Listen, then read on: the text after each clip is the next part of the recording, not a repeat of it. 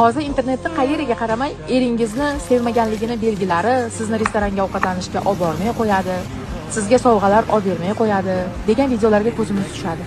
Lekin real olib qarasak, eringizni sevishini birinchi belgisi uyingizda piyozingiz bormi, kartoshkangiz bormi, moyingiz bormi?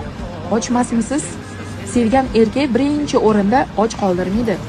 Ro'zg'orini bori o'sha sevgidan bitta belgi. Yana bitta belgisi farzandlaringizda, ularning borligida, ularni yaxshi ko'rishligida. Ba'zi bir erkaklar juda seryozni, tepa xotiniga mehr bermaydi, sevmaydigandek o'zini tutadi. Bolalarini jonidan ortiq ko'radi. Vot shunaqa erkaklar ham xotinini sevadi. Sevmagan erkakni 10 ta bola ham ushab tura olmaydi. Farzandlaringizni sevyaptimi? Sizni ham sevadi degani. Kechqurun sizni oldingizda uxlayaptimi? U ham sizni sevadi degan belgi. Ana shuni real gapiraylik.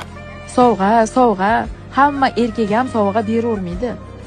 Hamma erkak ham ovqatlanishga olib boravermaydi.